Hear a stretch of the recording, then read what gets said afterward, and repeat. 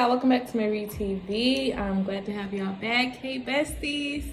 If you're new here, please feel free to subscribe if you like this video, or if you like some of my content, you want more content from me, subscribe, join the besties. So today we're going to be talking about friendship PTSD.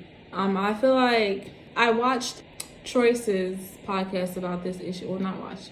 I listened to his podcast about this subject, and it just, like, no one really talks about it. And for me, it's like, it's something that I feel like everyone has gone through, you know? Hey y'all, so quick disclaimer, I don't know what was going on. It might have been my computer, it might have been outside someone's car or something. I'm pretty sure it's my computer, but yeah, there's a noise throughout the whole video. I tried to silence it as much as possible, but please just still take something from this, even though it's a kind of a noise in the background. Like I said, it must have been my computer. I just have to record like off of my computer next time.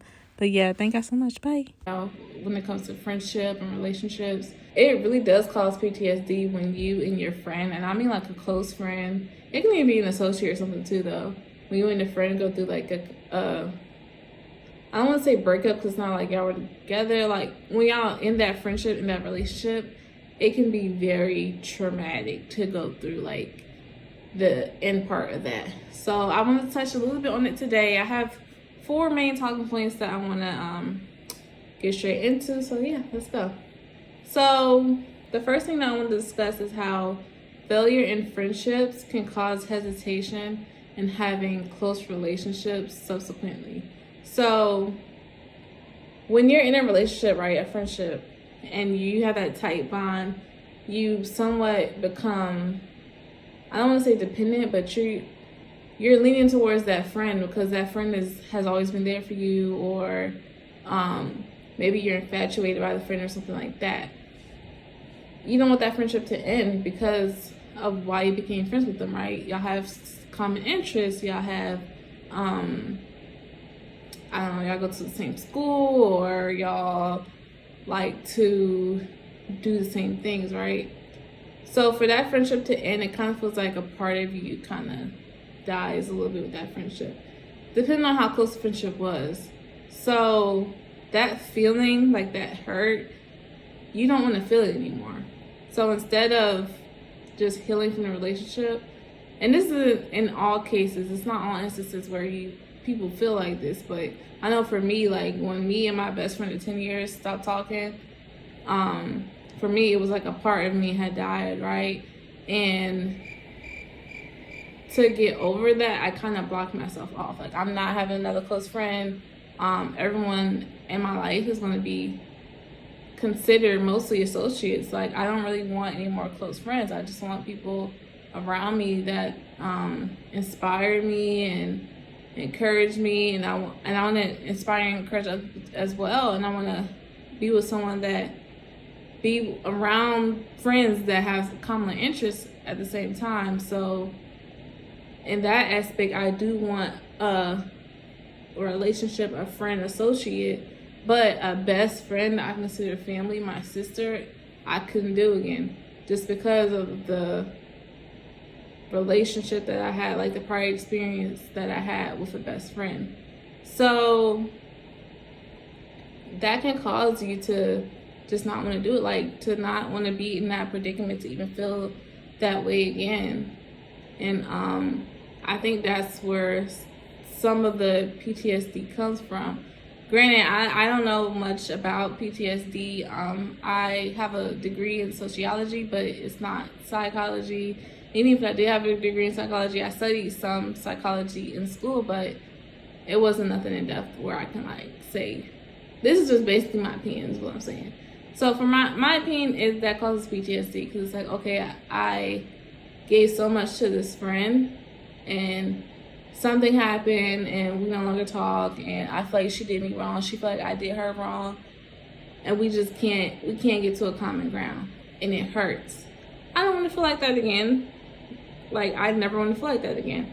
So instead of just seeing things for how they are, your brain, to protect you, I feel like makes you hesitant and future relationships with other people, like future friendships with other people.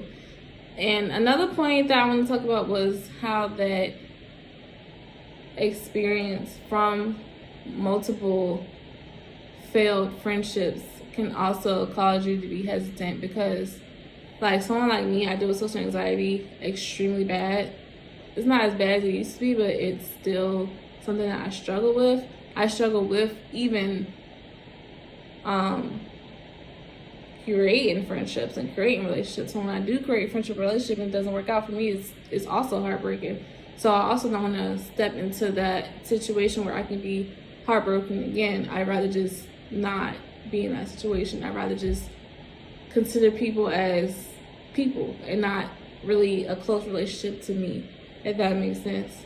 And that just causes you to already be able to trust others and maintain healthy relationships and friendships, because if you're not trusting people just because of what you've been through in the past, you can't have a healthy relationship with someone in the future until you get past that.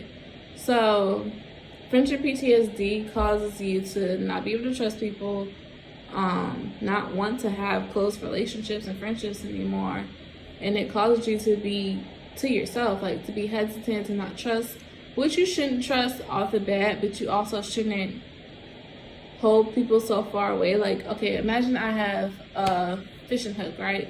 I'm holding a fishing hook. I don't know if this is a good example, but okay, I'm holding the fishing hook and I'm fishing, and it's all the way over there. I don't want to reel the fish in because I don't want the fish close to me. That fish is going to stay over there. But subsequently, I'm not going to eat. I'm not going to ever feel a genuine relationship, a friendship with someone else, because I don't trust. Because I want the fish to stay over there. Even though I'm fishing. Even though I'm fishing and I threw the reel over there. That's what's called, right? The reel. Threw it over there. But I don't want the fish close to me. I don't want no one close to me because I already feel like it's not going to work out because of what I've been through in the past. So friendship breakups really are very similar to relationship breakups in that aspect, because same thing with relationships. If you have a boyfriend, girlfriend, or whatever, y'all break up, you automatically are going to be like, not you, but most likely automatically you're going to be like, okay, well, I'm done with relationships. It's a wrap for me. It never works out. Especially if you've been through multiple relationships, multiple friendships, you're going to feel that way, like it's not working out for me. Instead of just looking at, okay, this situation didn't work out, our brains trick us into thinking that all relationships are going to work out. So that didn't work out for me, so now I'm just going to be by myself. I'm just going to be single because I don't trust nobody. Because he cheated on me, so I know when I get in another relationship, that person is also going to cheat on me, most likely because of what I've been through in the past. And that's not true. And you can even know that's not true. Like, I know, like, some of the things my brain tells me is not true, but it's just to protect me. But it can ultimately lead to you not having, like, those relationships and those friendships that we crave as human beings. We all crave belonging, and we all crave being a part of something. So that's why we seek relationships, seek friendships, seek husbands, seek wives, seek baby daddies, baby mamas. You know what I'm saying? We seek relationships because we want to be a part of something we want to belong. But when they don't work out, we just feel like, okay, that's the end. Like, we can no longer be in another relationship or be in another friendship for a while sometimes. And it's a part of that PTSD. Like, I don't know much about PTSD, like I said, but I have served in the military, and from the things that I've seen, PTSD is basically like you went through something traumatic, which a breakup of a relationship is traumatic, and your brain and your mind starts producing mechanisms that help you deal with that breakup, or help you deal with that situation, not breakup, sorry. Help you deal with that situation in a way that protects you in the future. Even if in the future it might not even happen again, it just protects you, because it's like the animal instinct, kind of like our brain is meant to protect our body. So when we go through these fucked up ass friendships and these relationships and they don't work out, or they end up abusive, or they end up emotionally abusive, physically abusive, or maybe they're just neglecting us, neglecting our needs, neglecting our wants in the relationship, our brain says, all right, cool, we're not going to do this again. And that is a part of PTSD. PTSD is basically, and people don't like to talk about, well, people don't really talk about it. I'm not saying they don't like to. People just don't talk about friendship PTSD and what that looks like. So for me, friendship PTSD looks like I don't want to make friends. I don't want to get close to friends that I have. And I don't want to potentially put myself in a situation where I can be hurt again. I'd rather just not, instead of trying again with someone new, if that makes sense. Like, but the brain causes you to think like that. Like, the brain is like, okay, what can I do to protect myself in the future? I don't want to be depressed. I don't want to have anxiety. So the brain comes up with those things to help you, but to protect you. But at the end of the day, you're also causing yourself to be left out in relationships and not left out, but you're unable to maintain relationships. You're unable to even create a relationship with somebody because you feel that because someone else did something. When there's billions of people out in the world, there's like 5 billion people in the world. Someone is ought to be a good friend to you, be a good husband to you, be a good boyfriend to you, be a good girlfriend to you. But the traumatic thoughts and experience in your head is going to cause you to not want that anymore, or want to deal with that, or even want to build something towards that again. So I really want to challenge y'all to see things for as they are. Like, for me and my best friend, I had kids before her. We were just on different playing fields after high school. Like, after high school, I moved out of my parents' house. I had kids really early. I bought a house early, but she was also doing very well. She also, she could have probably afforded her own apartment, I believe.